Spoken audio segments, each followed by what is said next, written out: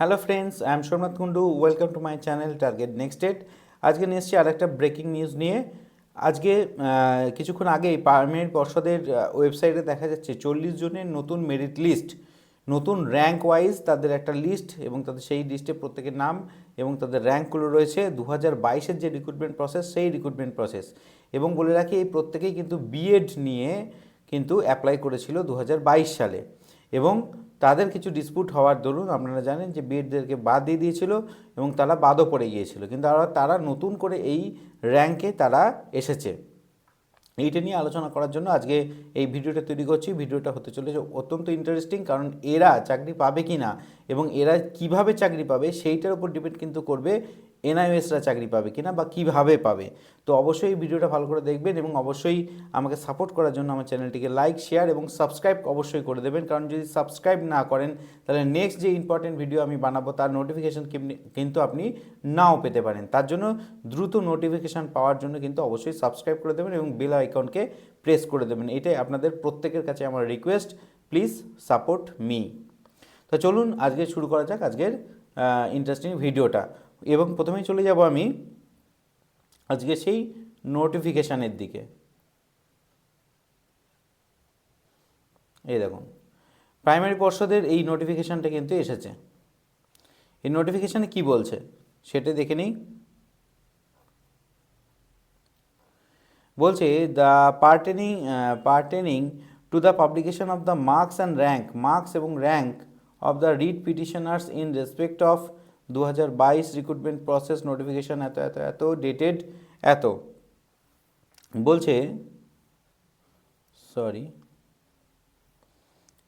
বলছে the marks and rank the writ petitioner is respect 2022 recruitment process notification number এত is compliance with the solemn order pass by the honourable justice Rajasekhar Mantha. মানে হাইকোর্টের যে order Rajshekhar Mantha, সেই অর্ডারের ভিত্তিতে কিন্তু এই নোটিফিকেশন, মানে এই র্যাঙ্ক এবং মার্কস, এটা কিন্তু প্রকাশিত হয়েছে। নেক্সট দেখে নেব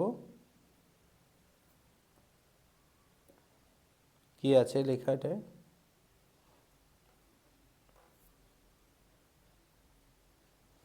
হ্যাঁ, এবং বলছে রাজশেখর মান্তার আদেশে জজ সাহেব অনারেবল জাস্টিস রাজশেখর মান্তার আদেশে কিন্তু এই মেরিট লিস্ট হয়েছে, এবং এখানে যতগুলো রিট পিটিশন ছিল সেই সবকটা রিট পিটিশনের নাম্বার কিন্তু এখানে দেওয়া রয়েছে। সুমন্ত কোলে, যে কুল শেখ, তাছাড়া মৌমিতা ঘোষ, অন্বেষা দাস আর আনিকুল ইসলাম। ঠিক আছে, এই রিট পিটিশন নাম্বারগুলো দেওয়া রয়েছে। Year by published West Bengal Board of Primary Education, list enclosed করা আছে। আর এখানে দেখি কি বলে দিয়েছে এইটুকুর মধ্যে, the merit list of the read petition along with their rank is published in compliance with the Solomon order passed by the honorable court above read petitioner and subject to the result of this read petitioner and result to be special leave petition at before the honorable Supreme Court and further order to be passed thereon। এই ওয়ার্ডটা কিন্তু supreme court এবং further order to be passed thereon, এইটুকু কিন্তু, এই লাইনটা কিন্তু খুবই ইম্পর্টেন্ট। পরে বলছি যে কেন এই লাইনটা খুব ইম্পর্টেন্ট। ঠিক আছে, এবার দেখে নিই মেরিট লিস্টে। এই যে সেই মেরিট লিস্ট, ঠিক আছে, এই হচ্ছে সেই মেরিট লিস্ট।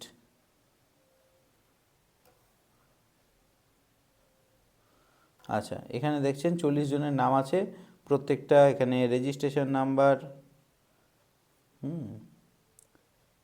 এখানে registration, roll number, candidate name, category, ঠিক আছে, এখানে মার্কস, সমস্ত মার্কসগুলো, টেট, তারপর হচ্ছে Madhyamik, Uchcha Madhyamik, training, aptitude test, viva, ফক টেস্ট, ঠিক আছে, ফাইনাল মার্কস এবং র্যাঙ্ক, এই সবকটাই কিন্তু এখানে দেওয়া রয়েছে।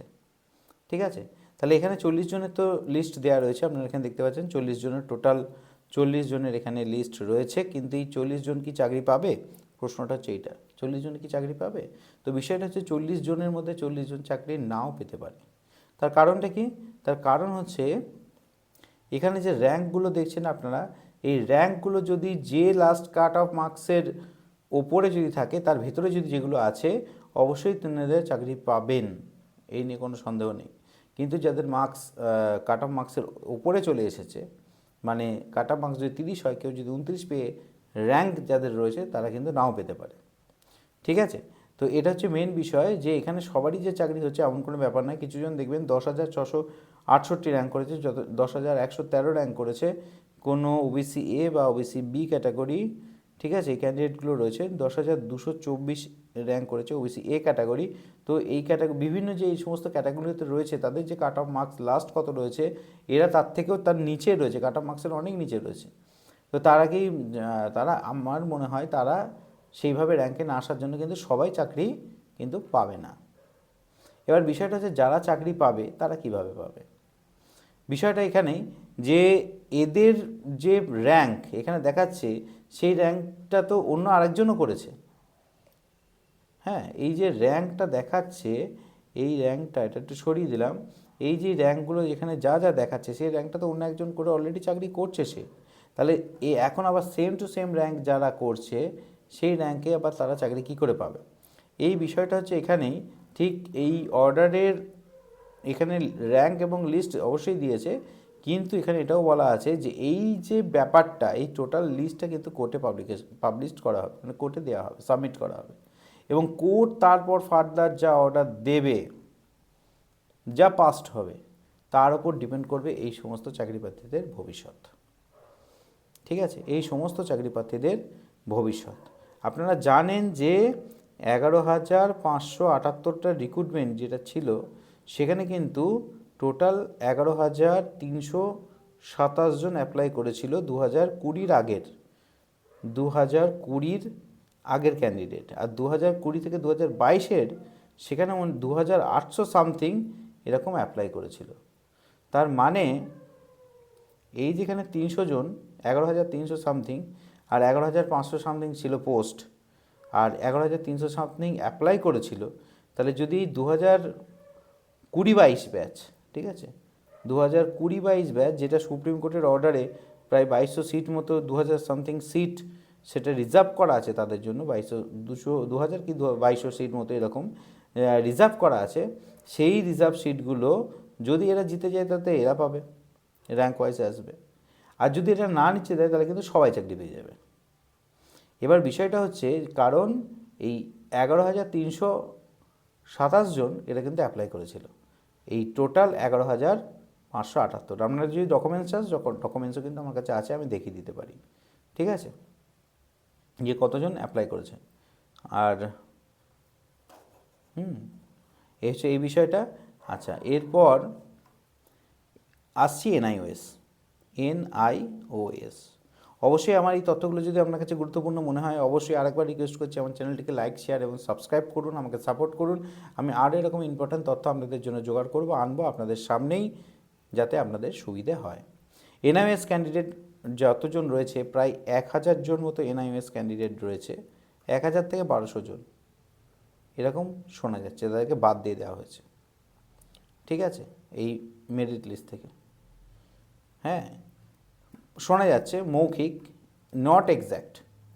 তো এরা যদি আবার র্যাঙ্কে ঢোকে এবং র্যাঙ্ক ওয়াইজ যদি তারা চাকরি পায় তাহলে তাদের ক্ষেত্রেও কিন্তু কোনো স্পেশাল অর্ডার কিন্তু আমার মনে হচ্ছে বার করতে হবে, কারণ এদের যে র্যাঙ্কগুলো সেগুলো অলরেডি একজন চাকরি করছে, অতএব তাদেরকে হয় সরাতে হবে আর না হয় কোনো স্পেশাল অর্ডার এনে সিট ক্রিয়েট করে এদেরকে চাকরিটা দিতে হবে। কিন্তু এনআইওএস ক্যান্ডিডেটকে কিন্তু চাকরি মাস্ট, এনআইওএস কিন্তু চাকরি মাস্ট হবে। আর একটা কথা বলে রাখি, আজকে যে বিএড ক্যান্ডিডেট আছে, এই যে 40 জনের যে লিস্ট দেখছেন, এই 40 জনের যে লিস্ট দেখছেন এই টোটালগুলো কিন্তু বিএড ক্যান্ডিডেট। তারা তখন বিএড নিয়ে অ্যাপ্লাই করেছিল, কিন্তু তাদের সঙ্গে তাদের ডিএলএড করা ছিল, ডিএলএড করা ছিল। তখন তারা বিএড নিয়ে বসেছিল, কিন্তু পরে বিএড বাতিল হয়ে যায়, তারা বাতিল হয়ে যায়, তারা পরে কোর্টে আবার কেস করে কি যে আমাদের বিএড কেন, আমাদের ডিএডও আছে। যদি আমাদের আগে বলতো তাহলে আমরা বিএড দিয়ে অ্যাপ্লাই করতাম না, আমরা ডিএড দিয়ে অ্যাপ্লাই করতাম। তার জন্যই এটা কনসিডার করা হয়েছে, তাদের ডিএলএডটাকে তখন অগ্রগণ্য মানে এখন অ্যাড করে তারপর তাদের আবার র্যাঙ্কটাকে পাবলিশ করা হয়েছে। স্বাভাবিক ব্যাপার, তাদের বিএড তখন সে দিত না, তারা ডিএড দিত। ঠিক আছে, এরকম কিছু একটাও গেছিলো যারা এনআইওএসের থেকে ডিএলএড করেছিল এবং প্লাস রেগুলার ডিএড ছিল। ঠিক আছে, এরকম একটা ক্যান্ডিডেট, কিছু সংখ্যক ক্যান্ডিডেট তারা কিন্তু পরে এনআইওএসকে ক্যান্সেল করিয়ে এই জেনারেল ডিএলএড দিয়ে কিন্তু আবার চাকরির র্যাঙ্ক করিয়েছিল। ঠিক আছে, এরকম সামান্য কিছু জন এরকম ছিল, সেরকম বিএডও ছিল, ডিএলএডও আছে। তারা এই যে 40 জন, এই 40 জন পার্সন, এরা কিন্তু এরকম ক্যান্ডিডেট যাদের বিএড তার সাথে সাথে ডিএলএডও ছিল।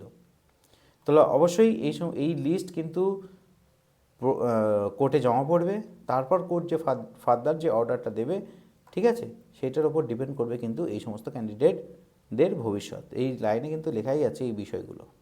ঠিক আছে, সুপ্রিম কোর্ট, আচ্ছা এই যে before the supreme court and the further order to be passed by thereon. ঠিক আছে, তাহলে এখন এই লিস্ট কোর্টে জমা পড়ছে, কোর্ট অর্ডার দেবে এবং তার উপর বেসিস র্যাঙ্ক ওয়াইজ কী হবে সেটা অবশ্যই আমরা নজর রাখবো। যা খবর পাবো অবশ্যই সবার আগে আপনার সামনে তুলে ধরার চেষ্টা করব, এবং এনআইওএস যে ক্যান্ডিডেটগুলো রয়েছে অবশ্যই সেই সমস্ত ক্যান্ডিডেটদের চাকরি কিন্তু হবে। কোর্টের যা অর্ডার আছে সেইটা অবশ্যই আছে। বিএড ক্যান্ডিডেটদের মধ্যে 40 জনের চাকরি হয়ে গেল, মানে র্যাঙ্ক করলো, সবারই চাকরি হবে না। ঠিক আছে, কারণ তাদের বিএডের সঙ্গে তাদের ডিএডটাও ছিল, এটাই হচ্ছে ম্যাটার। ঠিক আছে, অবশ্যই আশা করি এই ভিডিওটা আপনাদের ভালো লেগেছে। অবশ্যই যদি ভালো লেগে লাইক, শেয়ার এবং সাবস্ক্রাইব করতে ভুলবেন না। সকলকে অসংখ্য ধন্যবাদ, নমস্কার।